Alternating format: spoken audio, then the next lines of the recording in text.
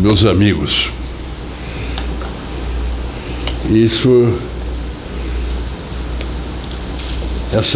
esse fim de tarde é a minha volta ao Instituto. Curioso, porque ao mesmo tempo é como se tivesse sido ontem que eu fui embora, e parece que faz muito tempo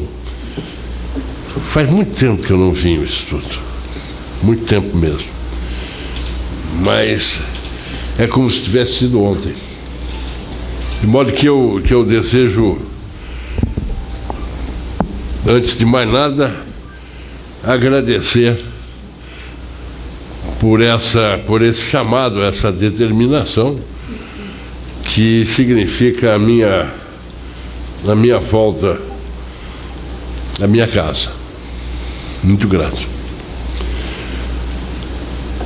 Bom, nós ficamos de conversar sobre o processo legislativo e o processo normativo. Eu diria que eu vou aborrecer muito, porque vou falar bastante. Não é? Eu estou em casa, de modo que eu posso falar quanto eu quiser. Vou aborrecê-los. E essa exposição vai ser dividida em dois grandes pedaços. Um primeiro pedaço em que eu tomo o grande tema intelectual para mim, que eu acho que de certa forma marca tudo quanto eu andei a escrever, que é a distinção entre texto e norma jurídica, o que justifica inclusive o enunciado, o título, né? O processo legislativo, isso eu vou afirmar, termina com a sanção da lei. Aí é que se realiza a dimensão legislativa do fenômeno jurídico. Depois em seguida começa o processo normativo, que é uma outra coisa. E ao final não, mas numa segunda parte, perdão, eu vou fazer algumas considerações críticas, até mesmo a um tribunal em Brasília em que um homônimo meu judicou. Bom, então a primeira questão é a seguinte: quem produz a norma jurídica? Quem produz a norma jurídica? A norma jurídica é produzida pelo legislativo ou seria produzida pelos juízes, pelo Poder Judiciário? Esse, eu disse, é meu tema recorrente. Se eu tivesse a pachorra de andar a ler tudo quanto escrevi, eu verifico que essa questão marca isso, tudo quanto eu escrevi. Texto normativo e norma não se identificam. A norma jurídica é produzida pelo intérprete, de modo que se pode dizer, eu creio, que interpretar ou a interpretação é uma relação entre duas expressões. Uma primeira expressão que porta uma significação, uma expressão original, e que é o objeto da interpretação. E depois, uma segunda expressão, que nós chamamos a interpretação, que cumpre, em relação à primeira, a função de interpretante. Quer dizer, não se interpreta a norma. A norma é o resultado da interpretação. Nós temos cometido um erro solenemente, diariamente. Eu mesmo sei não, eu acho que é assim. Estou convencido que é assim, mas algumas vezes cometo a imprecisão de afirmar, vamos interpretar uma norma. Não, ninguém interpreta a norma. A norma é o resultado da interpretação. Eu interpreto o texto. E depois de interpretar, eu tenho um produto que é a norma. O que eu vou tentar dizer é que o texto, o preceito, o enunciado normativo, a disposição, é, de certa forma, alográfico. Já me explico. O que é alográfico? Quer dizer, ele não se completa no sentido nele impresso pelo legislador ou pelo poder constituinte, se tratar de um enunciado da Constituição. A sua completude, com licença do uso dessa palavra, a sua completude somente é realizada quando o sentido expressado por esse enunciado se transforma em uma nova forma de expressão. Isso não quer dizer que o intérprete possa criar qualquer expressão, muito pelo contrário, qualquer norma. Muito pelo contrário, porque o sentido expressado pelo texto, que o intérprete vai dizer qual é, já é algo novo, é a norma, mas ele é o sentido do texto, de modo que o intérprete não pode inventar. Ele tem que simplesmente operar essa intermediação entre duas expressões. O que é o texto normativo? O direito. O texto normativo visando a solução de litígios, não de conflitos, eu já me explico. Ele reclama um primeiro intérprete que compreenda e reproduza, não para que o segundo intérprete possa compreender, não apenas isso, mas para que um segundo intérprete possa resolver um litígio. Parênteses, por que eu digo que o direito não resolve conflitos, resolve litígios?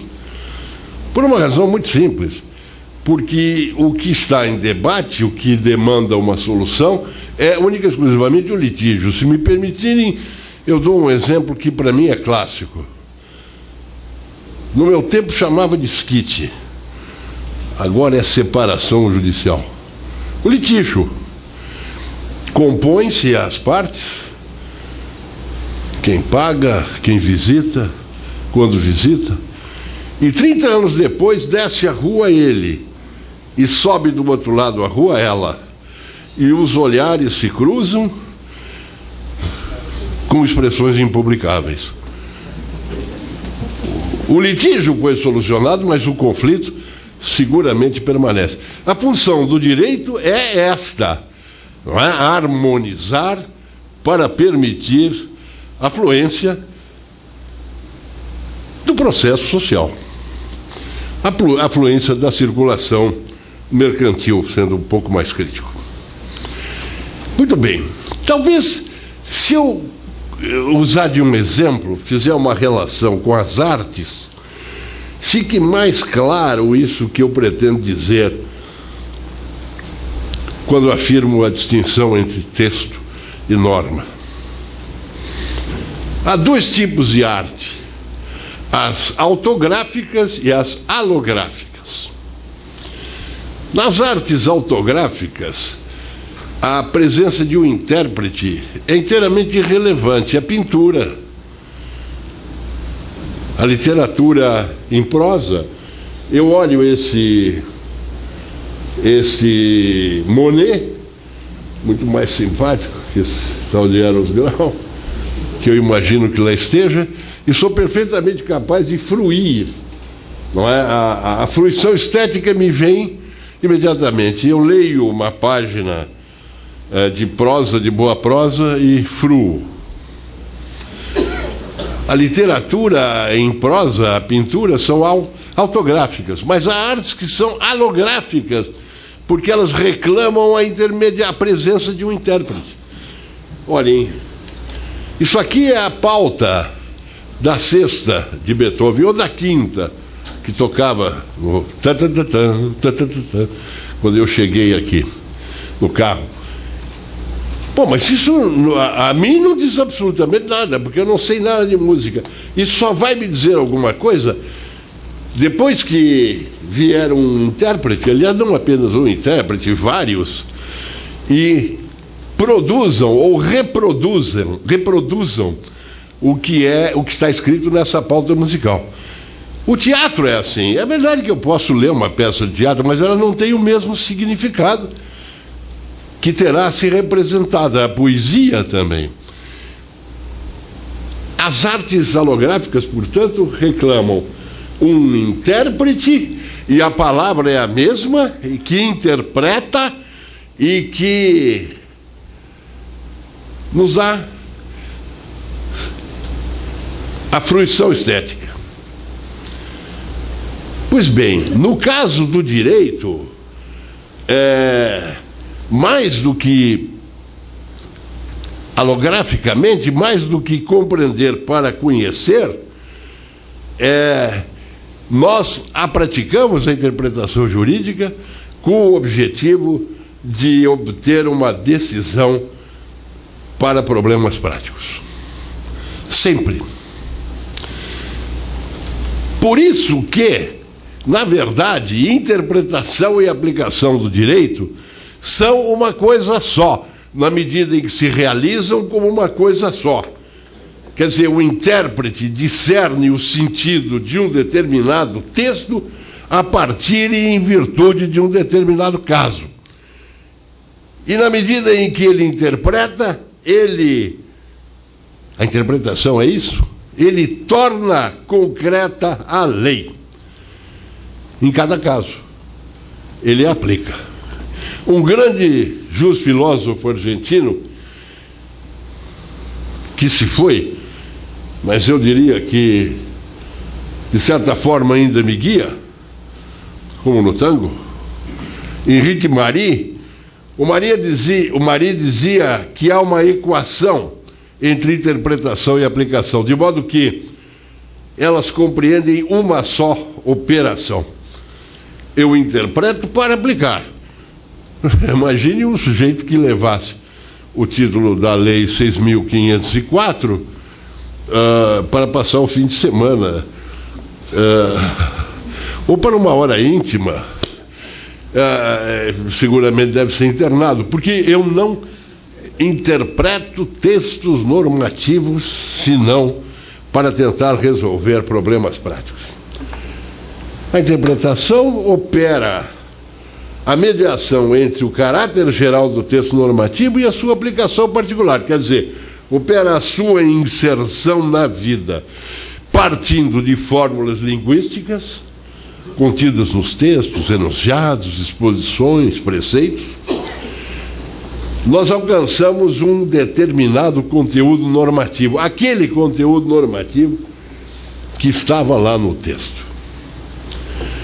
De certa forma, nós podemos dizer que o intérprete desvenda as normas contidas nos preceitos. Se me permitirem a simplicidade do exemplo, mas é razoável o exemplo, vocês lembram, ainda existe daquele bombom Sonho de Valsa? Não é aquele papel vermelho, depois um invólucro prateado, e a gente desvencilhava, eu ainda desvencilho de vez em quando, o bombom de dentro do seu invólucro. Né? Pois é exatamente isso que faz o intérprete. Ele vai buscar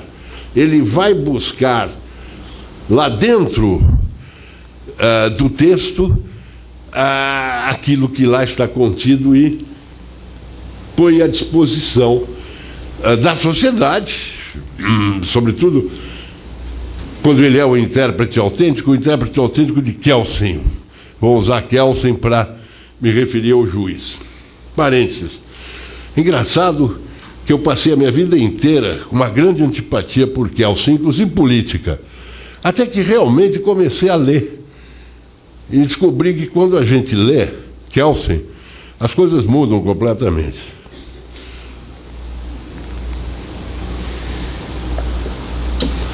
Mas fecho o meu parênteses para dizer o seguinte, então.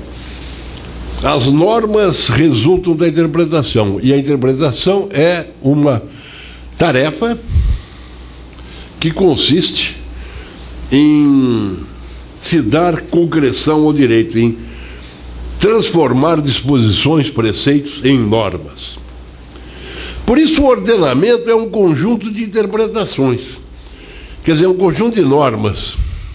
Se eu pegasse aqui um Código Civil, eu diria, isso aqui não é um conjunto de normas, isso é um conjunto de possibilidades de normas, isso é um conjunto de textos normativos, a partir dos quais serão produzidas normas. Quer dizer, esse conjunto de enunciados é apenas o ordenamento em potência, não é?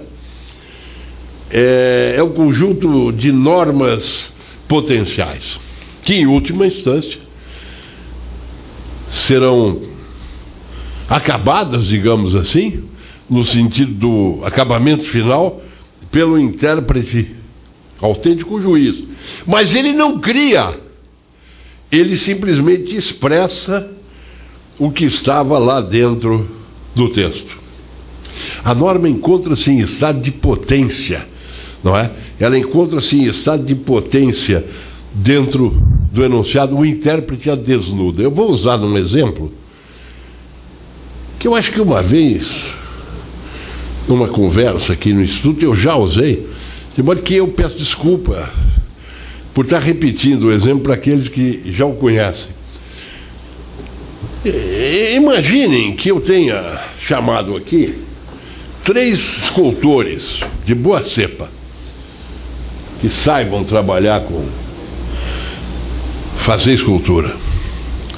Põe 3 blocos de mármore e digo, façam 3 Vênus de Milo. Cada um deles produzirá uma Vênus de Milo, uma um pouquinho diferente da outra. A daqui tem o olhar meio inclinado, a de lá tem o braço mais extenso. Mas seguramente são 3 Vênus de Milo. Só que se eu chegar para um deles, qualquer deles, e disser, que beleza você fez, ele dirá, eu não fiz nada, porque eu não produzi arte.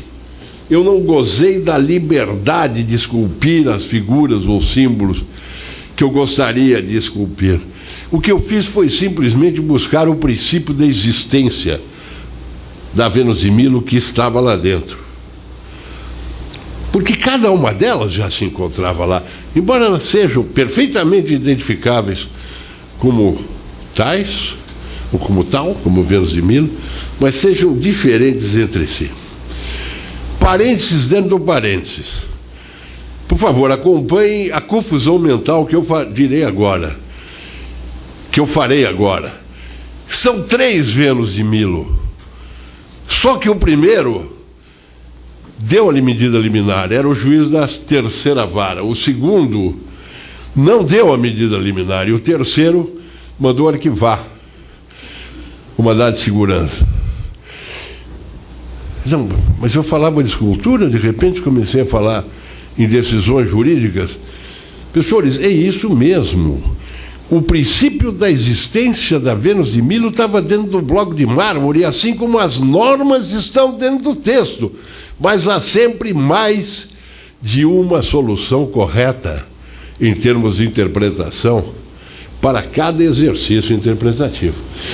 Por isso que o direito não é uma ciência, ele é uma prudência. Nós somos perfeitamente capazes de reconhecer as interpretações possíveis de cada texto, mas nós sabemos que elas não são exatas. Como advogados, quantas e quantas vezes nós ficamos, como se dizia na minha terra, quando eu era menino, Rio Grande do Sul, ficamos chulhando para ver, né? Chulhando para ver se o juiz dá ou não dá a liminar, porque ele tanto pode como não pode, dentro daquele espaço, ou digamos assim, dentro daquele determinado limite da norma. Não, da norma não, do texto. Eu vou voltar, Kelsen. Lembram-se da moldura da norma? Pois é, eu vou voltar, Kelsen, e a escultura. Eu vou dizer que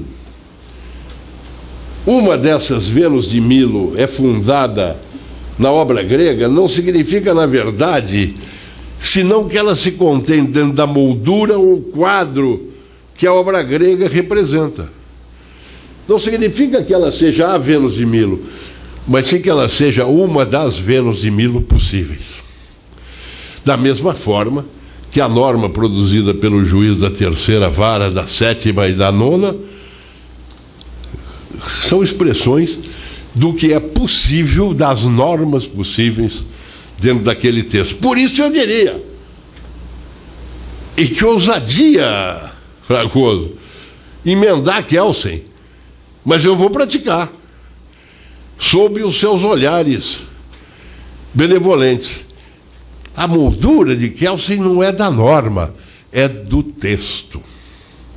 Dentro da moldura do texto eu posso encontrar, sem exceder essa moldura, se eu for um juiz prudente, mais de uma solução correta. Isso é muito importante na medida em que agora eu compreendo perfeitamente como é que se opera a concretização do direito. O texto normativo não contém imediatamente a norma. A norma é construída pelo intérprete no decorrer do processo de interpretação. O preceito é uma matéria que tem que ser trabalhada. O juiz faz isso. Ele caminha primeiro do texto até a norma jurídica e depois ele caminha da norma jurídica até a norma de decisão, se for ele o intérprete autêntico, aquele que toma a decisão. Só então se opera a concretização. Me perdoem insistir nessa distinção entre norma jurídica geral e norma de decisão, porque isso é fundamental para que nós possamos compreender o que significa proporcionalidade e razoabilidade, que são pautas de decisão. Eu vou dar uma pena de 6 anos, ou de 9 anos, ou de 8. Mas isso é só na norma de decisão. Eu vou voltar a isso mais adiante. A concretização do direito, portanto, importa encaminhar-se do texto até a norma e depois na decisão. Só que tem algo muito importante aí.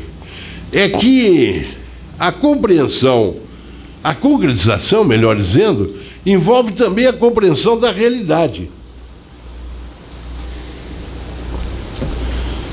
A norma é produzida pelo intérprete não exclusivamente a partir do texto, mas também a partir de dados da realidade, tal como a realidade se manifesta no momento da sua aplicação. Por isso que nós dizemos que a norma é determinada histórica e socialmente. O texto é uma fração da norma, a qual se adicionam os dados da realidade, de modo que quando nós dizemos que o texto é abstrato e geral, aquela generalidade, agora me fugiu o vocábulo que corresponde, mas eu vou dizer abstratalidade. Tem um vocábulo melhor, mas a generalidade e abstratalidade do texto são como tais porque elas não estão referidas, digamos assim, ou a norma não está referida a motivos do contexto real. Quando nós as referimos, nós verificamos que a realidade constrói o seu sentido, de modo que a realidade começa a fazer parte da norma. E o próprio ordenamento jurídico é conformado pela realidade. Vou emendar Kelsen mais uma vez. Não é a moldura da norma, é a moldura do texto, mas não é apenas a moldura do texto, é a moldura do texto e da realidade.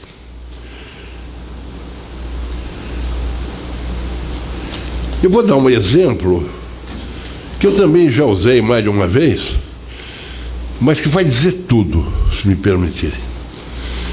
E vão acabar com o meu exemplo, porque parece que pretendem mudar o Código Penal. Eu espero que demore muito. Mas está lá no Código Penal, vou mostrar como a realidade compõe o sentido da norma. Está lá no Código Penal o ato obsceno. 40 é o Código Penal, né? Não é? Ué. Imagine uma mulher que fosse à praia ou à piscina, em 1942, de maiô 2 peças, cavado, ousado. Ora, ela certamente estaria caminhando para dar concreção a um tipo penal. Seria incomodada. Não é? Ultraje ao pudor. Agora imagine uma mulher que vai à praia ou à piscina hoje, de topless. Não a mesma mulher, naturalmente.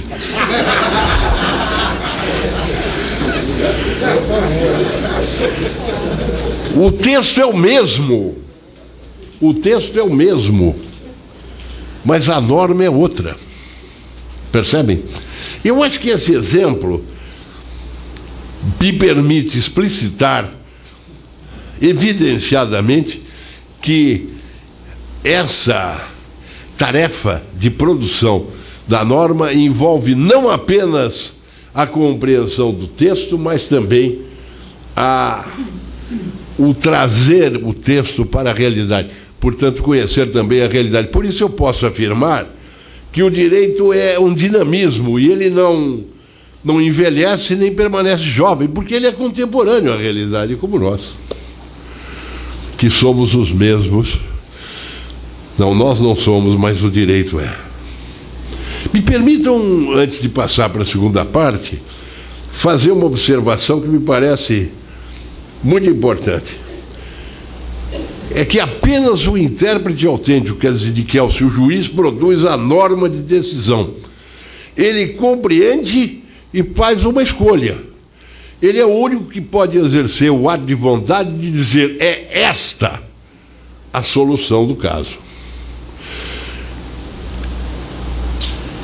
E aí ele cria aquilo que já não é mais a norma jurídica geral, mas sim a norma de decisão. Eu vou usar essa distinção um pouquinho mais adiante, quando referir de passagem a questão do controle de constitucionalidade.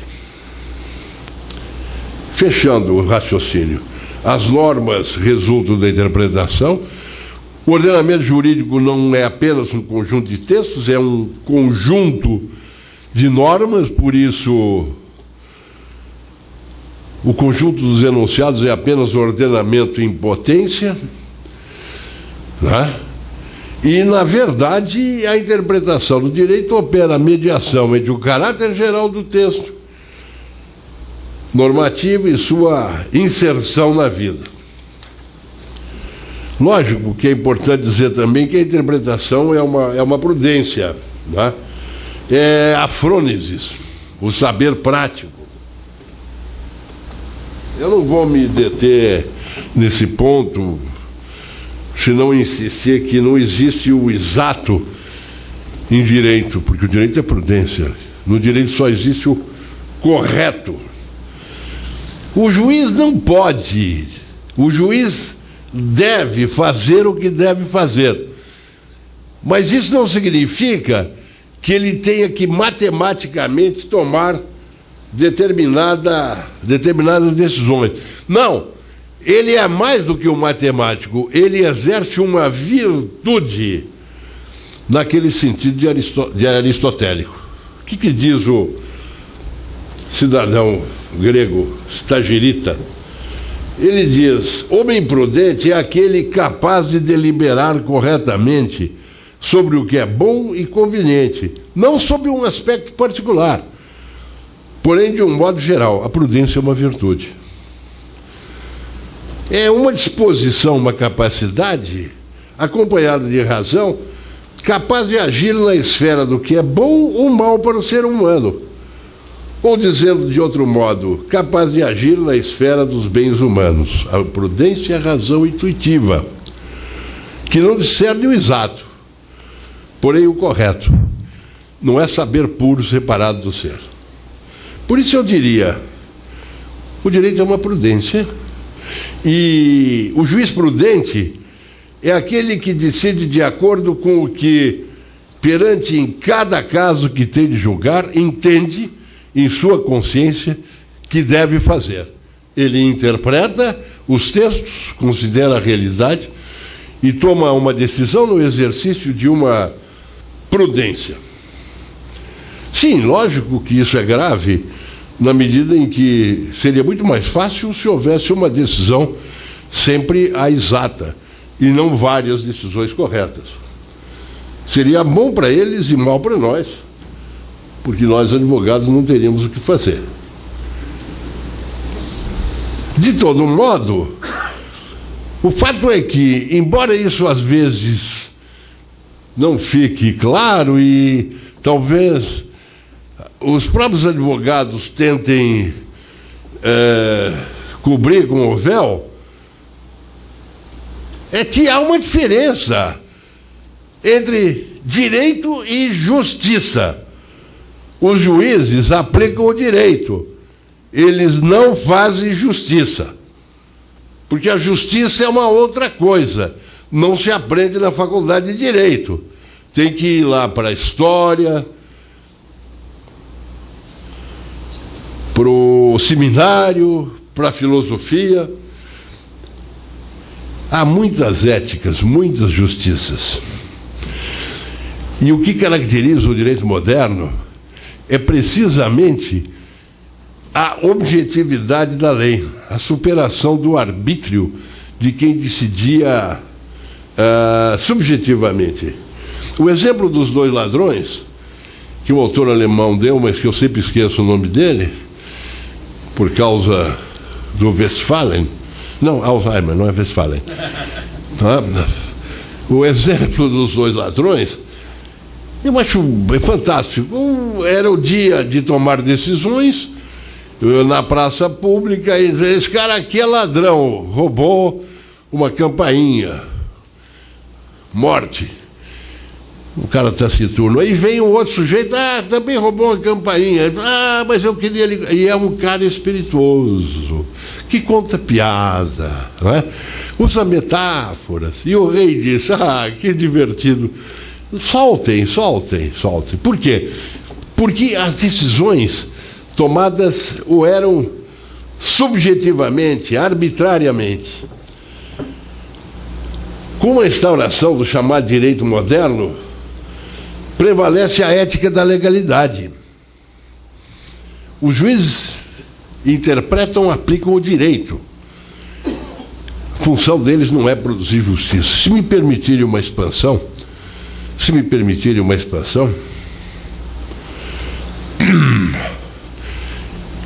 eu fui magistrado. Quando fui para o tribunal, levei algumas pessoas comigo, inclusive um sujeito que trabalhava comigo e que era meu assessor.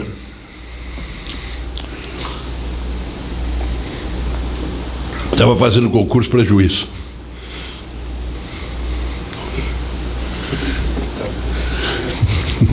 Não, eu pego tudo. Bom, evidentemente que quando se julga 2, 3 mil processos, tem uma carga imensa que é mera repetição, etc. Mas é óbvio que as coisas complexas eram trabalhadas, pelo menos no meu caso, trabalhadas por mim. Trabalhava 15, 16 horas por dia. E tinha um caso que estava chamando muita atenção, que envolvia uma questão de presunção de não culpabilidade e prisão cautelar como antecipação de pena.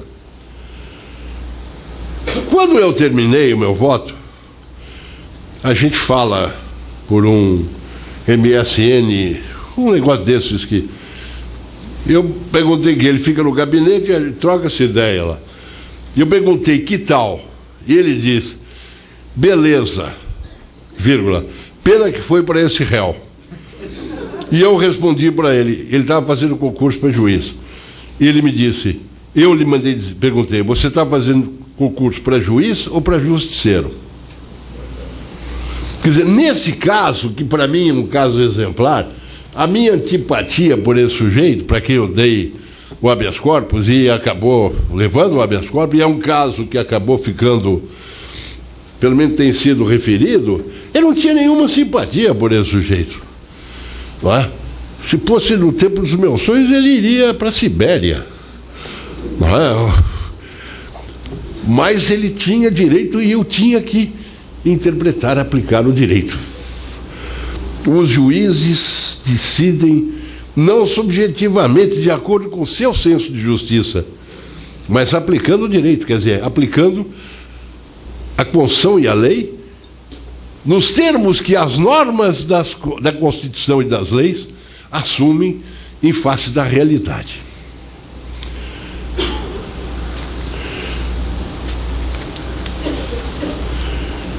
Um velho autor, vou começar a falar tudo aqui, posso? Um velho autor, depois eu comento entre parênteses.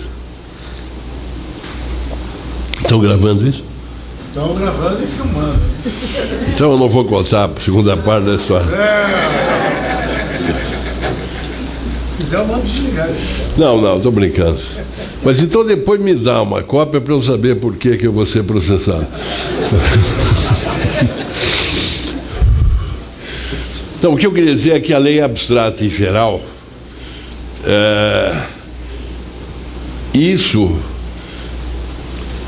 a presença daquele que ia atrás para o caso já tinha sido com grande sagacidade apontada por um jovem jornalista que escrevia na Gazeta Renana, chamado Carlos Marx. E Marx dizia, num artigo que está lá na Gazeta Renana, que está traduzido num livrinho sobre liberdade de imprensa, pela LPM, LPM, ele dizia, a lei é universal. O caso, agora eu estou, entre aspas, o caso que deve ser decidido através da lei é individual. Para submeter o individual ao universal, é necessário um julgamento. E o julgamento é sempre problemático. Por isso o juiz também faz parte da lei. Se as leis fossem aplicadas por si mesmas, os tribunais seriam supérfluos.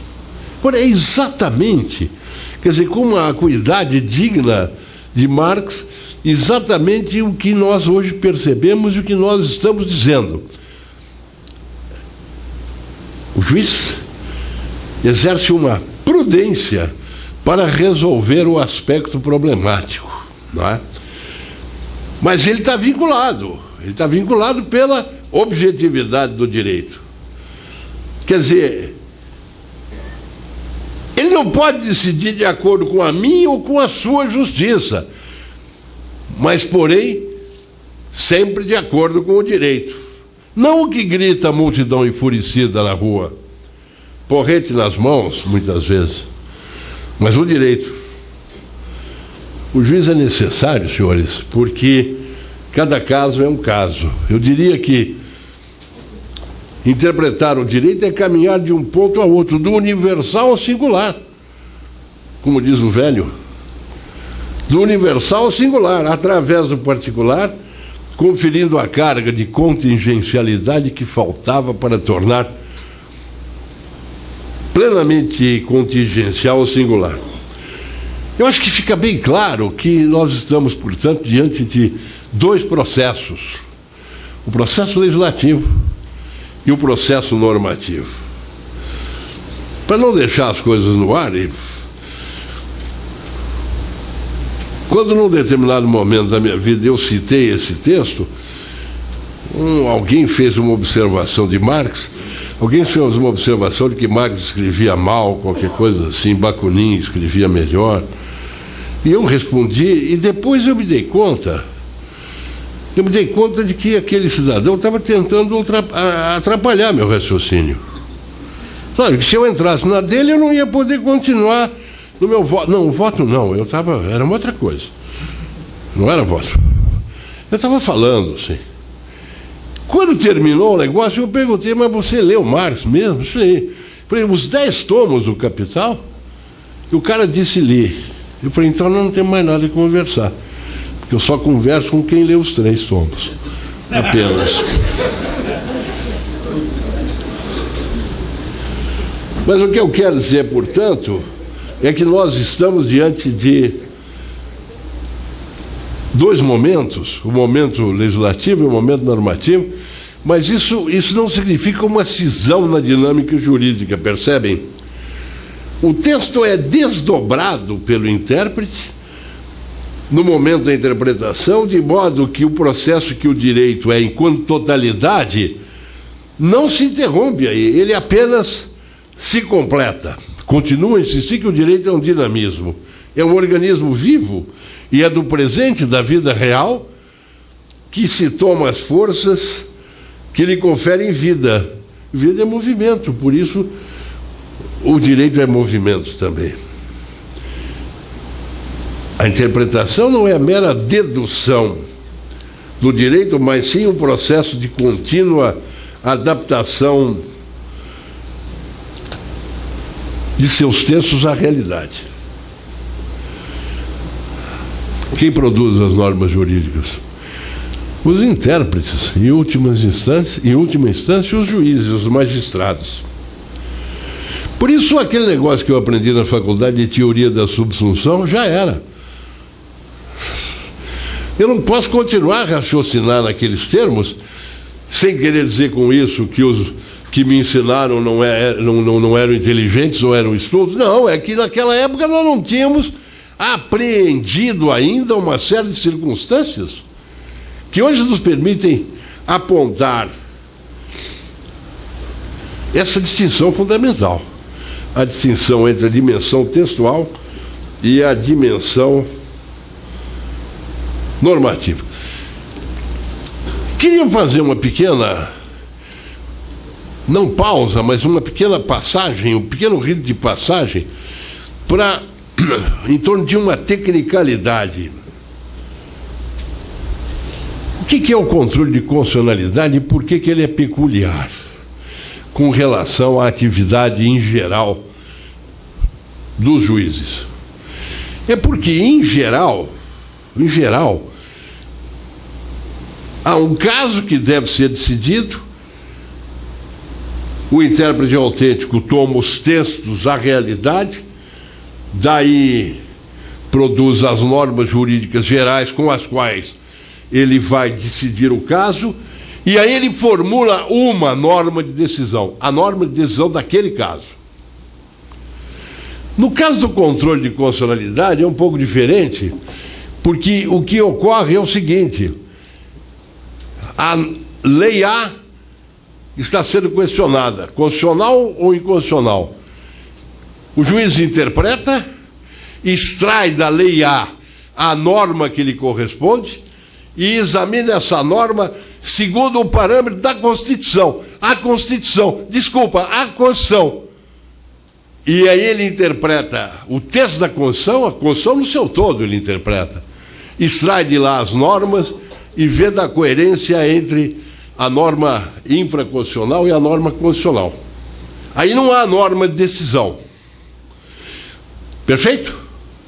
Aí não há norma de decisão. O que é fundamental na distinção é que no primeiro caso, no momento da norma de decisão, o juiz pode e deve até considerar as pautas da razoabilidade e da proporcionalidade. Então ele dirá, vou aplicar uma multa de R$100. Ou não vou aplicar multa nenhuma. Vou simplesmente passar uma carraspana. Quer dizer, dosar a norma de decisão segundo a proporcionalidade e a razoabilidade. Jamais, como se tem praticado hoje, interpretar segundo a razoabilidade da lei ou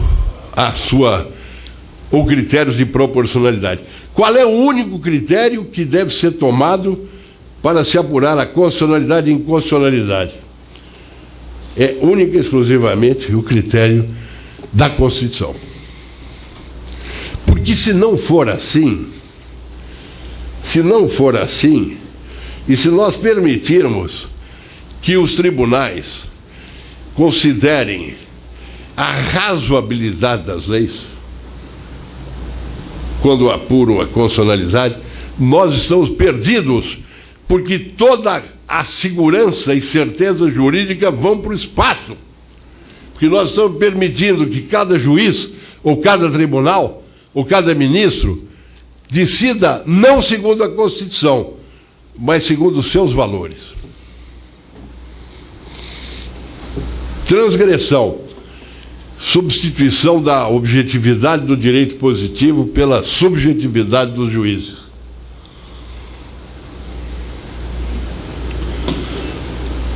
Medo, decisão segundo o que grita a multidão, ou o que diz a mídia que a multidão diz, ainda que a multidão não diga nada. Há alguns anos eu escrevi um artigo em que eu dizia que, naquela época, não precisamos de déspotas, porque de vez em quando nós já somos os déspotas de nós mesmos. E aí nós usamos nossos valores para apreciar as coisas, o que é perfeitamente possível quando eu não sou juiz. Mas se eu fizer isso enquanto eu sou juiz, eu acabo reescrevendo os textos. Eu acabo atuando não no processo normativo, mas eu me dou o direito de reescrever, retrabalhar o processo legislativo. Transgressão. Dirão vocês, mas esse sujeito... Eu vim aqui para falar hoje, na minha volta ao Instituto. Vou voltar, hein? Frequentemente. Eu vim aqui para falar da importância da legalidade, porque a legalidade é o último instrumento de defesa das classes subalternas, dos oprimidos. Eu estou aqui para fazer a defesa da legalidade e do direito positivo. Apenas na afirmação da legalidade e do direito positivo, a sociedade encontrará segurança e os humildes proteção e garantia de seus direitos de defesa. E o mercado também poderá funcionar. Portanto, entre parênteses, eu digo que isso vai acabar logo quando começar a comprometer o mercado, mas vamos deixar para discutir numa outra ocasião.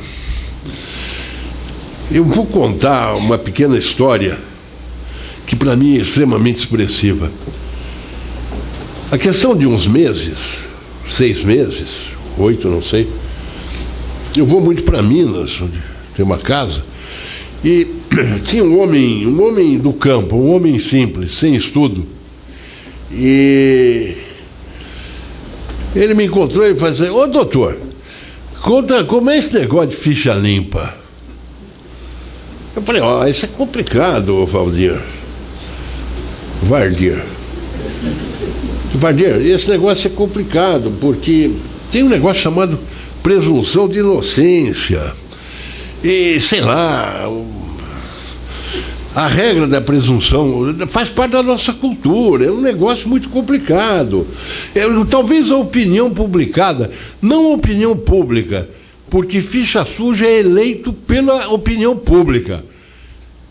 E a opinião publicada não elege ninguém, mas a opinião publicada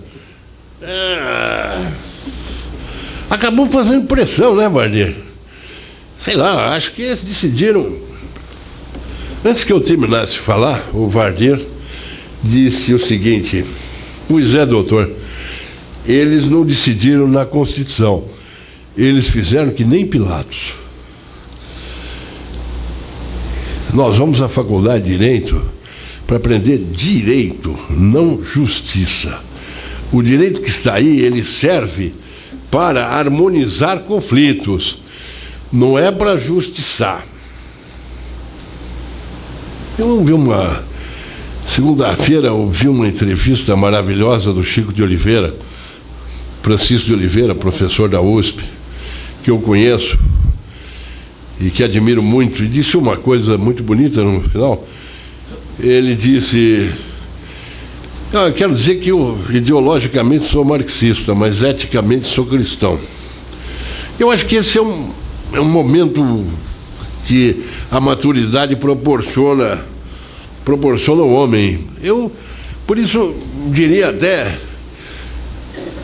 aqui é direito, justiça deve ser lá em cima, mas seguramente não é nos tribunais.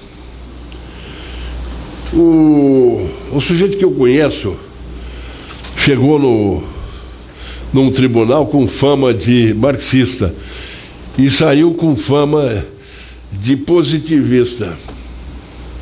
Uma vez um assessor que trabalhava com matéria penal perguntou para ele se ele era garantista ou legalista. Ele disse: pouco me importa, disse o meu homônimo. Pouco me importa ser uma coisa ou outra. O que importa é que nós temos que tomar decisões pretendendo dizer o que diz a Constituição, o que dizem as leis, não o que eu gostaria ou não gostaria que eles dissessem. O velho Sartre, no Ser e o Nada, ele fala do garçom, explica o garçom, aquele negócio de carregar a bandeja, trazer, de certa forma até equilibrar. E ele diz, os gestos solícitos, e ele diz, na verdade o garçom joga, não é? O jouet aí é exatamente, eu traduziria assim, ele representa, ele cumpre, ele joga o papel de garçom, não é? E ele se transforma numa espécie de coisa garçom. Ele é para os outros, ele representa o garçom para os outros. E, de certa forma, ele não é ele é o garçom do café. De modo tal que ele pode ser tudo, no sentido de que ele não é perpetuamente nem uma coisa nem outra. O juiz é assim. Também, na medida em que ele joga, ele representa o papel de juiz. Só que ele cumpre um determinado papel. Qual? Aquele papel que lhe é designado pela Constituição e pelas leis. De modo tal, eu diria que ele se transforma também em coisa juiz. Ele é uma representação para os outros de um modo de ser, que é aquele modo de ser afirmado na Constituição. Lógico que ele não precisa ser perpetuamente juiz, não é? Ele pode ser uma porção de coisas. Ele pode ir ao bar, ir ao clube, tomar uma cachaça no fim de tarde. Mas enquanto ele for juiz, ele representa um determinado papel nos termos da Constituição e da legalidade.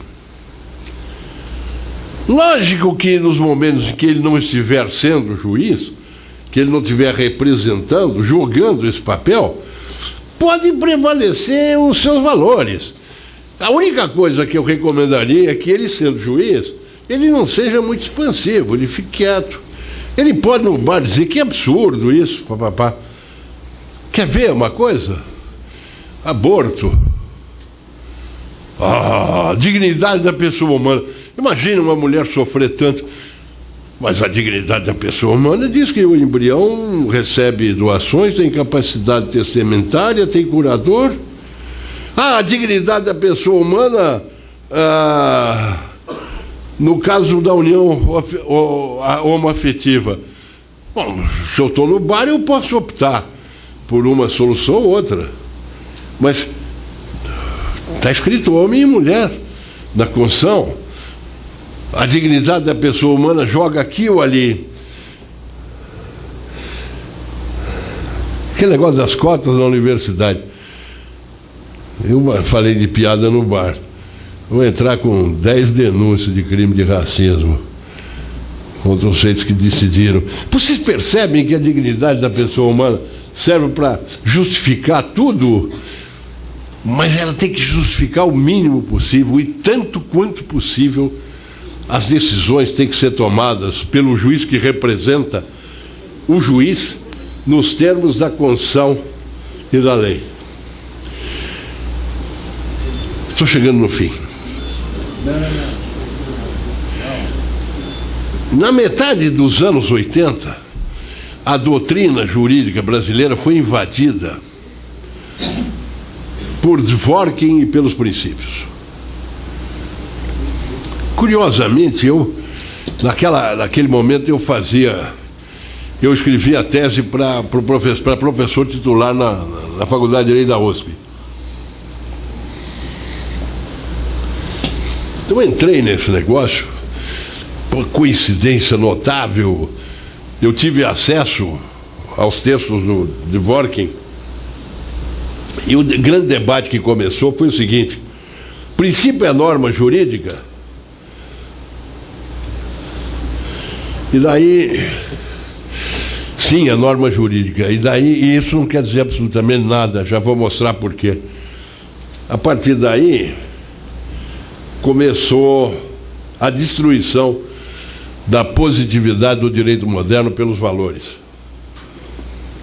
É exatamente isso o que se passa entre nós, se vocês forem examinar a jurisprudência, não apenas dos tribunais de Brasília. Começa a aparecer por aí. Nesse livro que o jovem tem ali na mão, tem um apêndice, na 5ª edição, em que eu faço algumas afirmações, mas sobre a tal ponderação dos princípios. Quer dizer, a arbitrária formulação de juízos de valor. O uso dos princípios serve para que cada um decida como queira e despedace a segurança jurídica. Atenção, princípio, não é que princípio é norma, princípio é regra. Princípio é um tipo de regra, mas ele não tem um estatuto superior às regras, apenas o arco de aplicação dele é diferente do de outras regras. E proporcionalidade e razoabilidade, eu afirmo hoje, não são princípios, são pautas de aplicação do direito. É o que eu estou dizendo hoje desde as 5h15, quando eu comecei a falar. Minha mulher me disse: não fala demais, por favor. Eu falei: não, eu vou me controlar. Mas é isso. Nós estamos condenados a perder a segurança jurídica por conta disso que foi construído a partir do final dos anos 80. Aí entram grandes filósofos, aqueles caras que não se conseguem entender. Eu tenho mais de 70 anos e já posso dizer, tem autores que falam de hermenêutica, eu leio e não consigo entender. Porque nesse país parece que quanto mais complicado você for, mais você parece inteligente.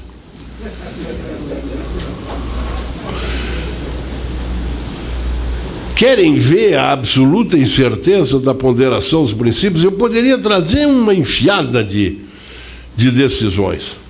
HC 82424, do Rio Grande do Sul, o livro antissemita, lembram-se? Aquele Elvanger. Muito bem. Comprovação de como a ponderação compromete a segurança jurídica. Ministro Marco Aurélio e ministro Gilmar Mendes usaram os mesmos argumentos. Fizeram uso do princípio, eu chamo de regra, da proporcionalidade e da colisão entre liberdade de expressão e dignidade do povo judeu. Marco Aurélio decidiu que a restrição à liberdade de expressão provocada pela condenação à publicação do livro antissemita não é medida adequada, necessária e razoável. Logo, não constitui uma restrição possível, permitida pela Constituição. O que diz o Gilmar? A restrição à liberdade de expressão, causada pela necessidade de se coibir a intolerância racial e de se preservar a dignidade humana, é adequada, necessária e proporcional. Percebem? Cada um decide como quer. Porque nós escapamos ao domínio das leis e da Constituição. Habermas, num texto antigo, mas acaba de sair um livro novo dele na França, que já está na Alemanha, já está traduzido, sobre a construção da Europa, belíssimo livro.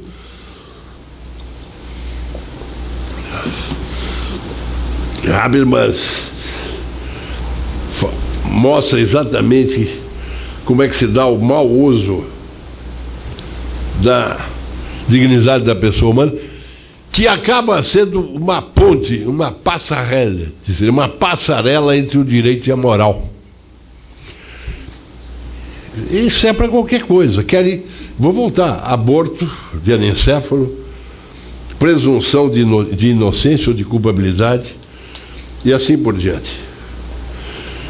Eu vou encerrar, Fernando, se me permitir, lendo um pequeníssimo trecho de um texto que eu escrevi na DPF 153. Eu digo: estamos todavia em perigo quando alguém se arroga o direito de tomar o que pertence à dignidade da pessoa humana como um seu valor, valor de quem se arroga tanto.